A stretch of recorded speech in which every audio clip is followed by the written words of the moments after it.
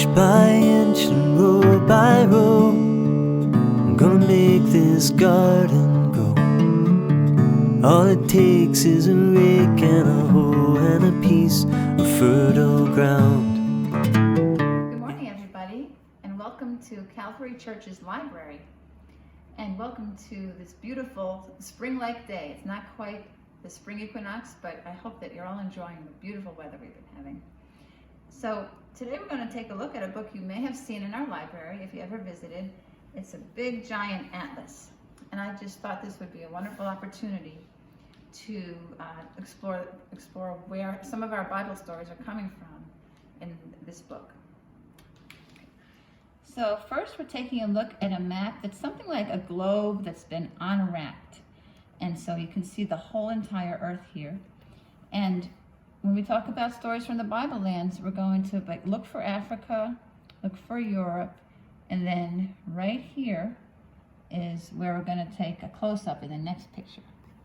So this is the part of the world when we talk about the Bible times that we're going to see the Holy Lands and where Paul went on his mission trips in this part of the world. Okay, so now we're closing in on this area which I just pointed out, and here you can see Israel. And in the one of the next maps, we'll get an even more detailed picture of where Jesus walked and talked. But over here you see northern Africa. This is Egypt. And if you go up to this section, we have Turkey, and over here we have Greece. So again, after Jesus went to heaven, and after the apostles started teaching, and eventually Paul started traveling, he went up and around through here. So we also can see a little bit of the Sea of Galilee here and the Dead Sea, but let's take a closer look in the next map. So in this photograph, we see the area of Mesopotamia, which I'm sure you've learned about in school. And over here, we have Israel. And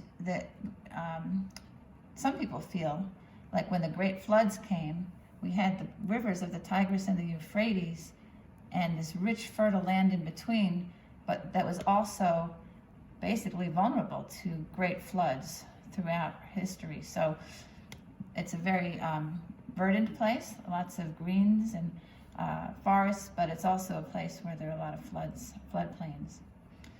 And so we come over here, and again we see the Sea of Galilee, this tiny little sea up here, and the Dead Sea down here, and this is Jerusalem. And right next to Jerusalem we see Bethlehem. This map doesn't say Nazareth, but Nazareth is all the way up here, about 97 miles north of Bethlehem. And of course here's the Mediterranean Sea again. So let's take an even closer look in the next map. So this is my favorite map in the book because it really gives us a lot of places that are the setting for the stories we've been telling during Lent. So, but let's just now take one thing at a time. Down here at the lower part of the map, we see Jerusalem. Of course, Jerusalem is where Jesus was crucified.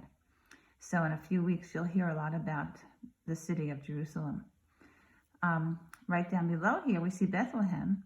And so if we go all the way back up to the top of the map and see Nazareth, we can see how far Mary and Joseph and the donkey had to go to get to Bethlehem in the beginning of his life. And if you think about, that's about 97 miles, that's an hour and a half in a car, and it's like walking to Charlotte. I mean, just think about how hard that must have been. So just to give you a sense of distance and how transportation worked in the olden days. So if you come over here, you see the Dead Sea. The Dead Sea is called the Dead Sea because it has so much salt content in the water that there's nothing that can live in it. So that's why it has such a dreadful name, but it really should just be called the place where you can't go fishing or something because they're not going to catch any fish there. The great thing about it, it's a vacation area because people can swim and be buoyant. Even if they don't know how to swim, they can float. So it's kind of a fun place for families to go to this day. The Qumran is up in the mountains and caves right next to the Dead Sea. And right near there were the Dead Sea Scrolls discovered in the 1940s.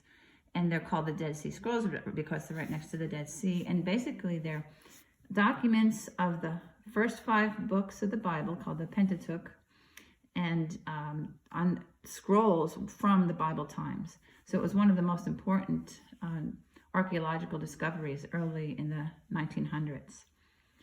And actually they were in Raleigh. They had a whole display of those here in the museum in Raleigh. All right, so let's see. Also over here in Jericho, this is the area where they say probably the temptations in the wilderness took place that Bonnie told us about last week. So you can see it's a little bit far out from the cities. And if you go over here, after Easter, we'll talk about Jesus appearing to some pilgrims on the road to Emmaus. So Emmaus is located over here to the west of Jerusalem. Let's go all the way back up here. And the Sea of Galilee, as you know, is where Jesus did a lot of his ministry along the sea. That's where he chose his disciples. And over here you see Cana. The first miracle of changing the water into wine was at Cana. Up here, let's see, is Mount Tabor, where the lesson we did on the Transfiguration is very likely to have happened. Some say it was Mount Hermon, but that's further north, and it makes much more sense that it would have been somewhere near where Jesus was teaching around the Sea of Galilee. And I think those were the things I wanted to point out. Here are the Bible lands. So once again, if you're ever visiting the church and you would like to take a look at this big giant book, it's on the coffee table in between the 2 couches in the library, and it's called the Bible Atlas. Hello and welcome back to another lesson in our Lenten season. Today we are reading the story of Jairus' daughter, and we're going to read it from this great book. It has lots of illustrations that we'll show you at the end. And so this is a story that we find in the Gospels, Matthew, Mark, and Luke. So 3 of the 4 Gospels we find it in. And this is a story that we don't hear as often, but it's a story of Jesus raising somebody from the dead.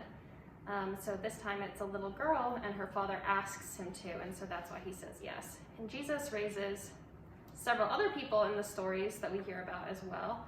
And hearing these stories of Jesus raising other people from the dead helps us prepare our hearts and our minds for Jesus' own resurrection and Easter, which is what we are now preparing for in Lent. So let's take a listen to this lesson, and then we'll look at some pictures and depictions of the story.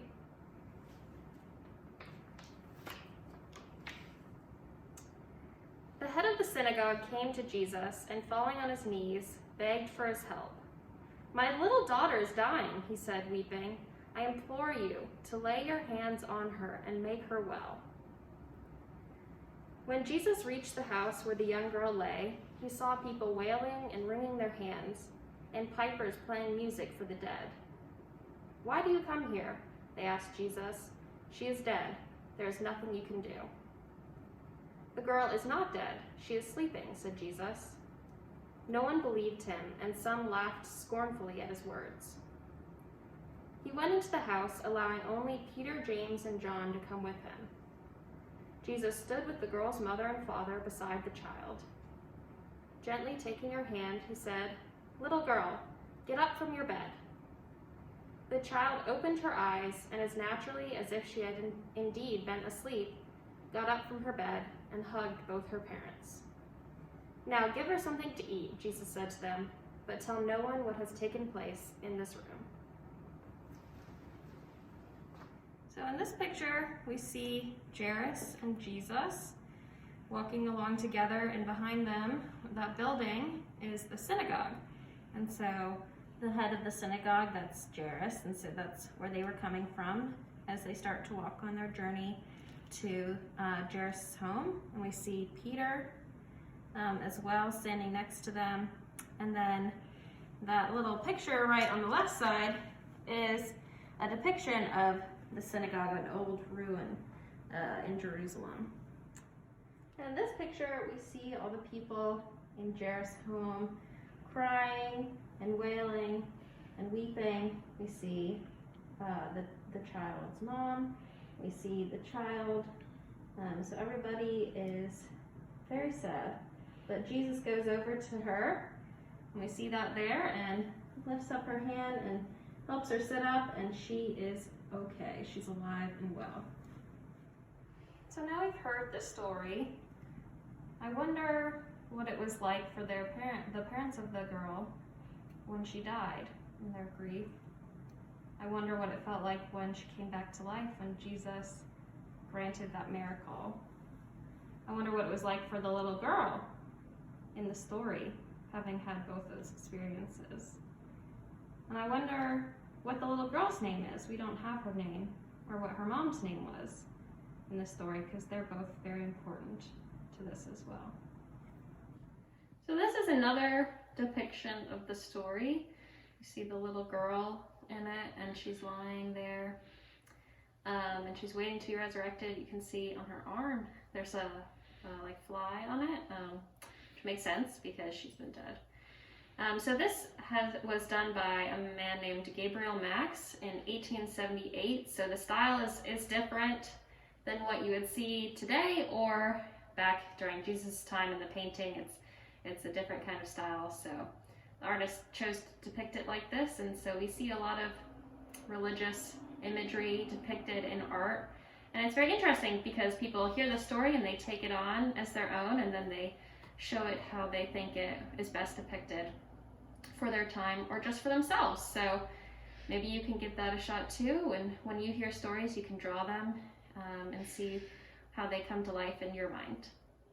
For our final scene, we wanted to show you the latest on the growth of the plants that we have for the food pantry community garden. So everybody in the church got a pack of seeds, and I've got a few things growing here. Sunflowers, zinnias. See, these are the zinnias. These are also sunflowers, and this is just a flower mix.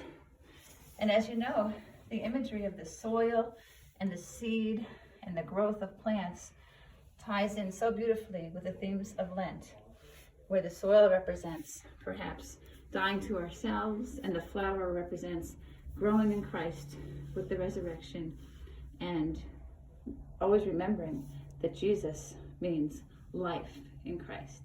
So we'll hope to see you soon, and I hope your plants are growing well, and we can't wait to see you at Easter and after Easter as we begin to socially gather. See you soon. Inch by inch and row by row, someone bless these seeds I sow. Someone warm them from below till the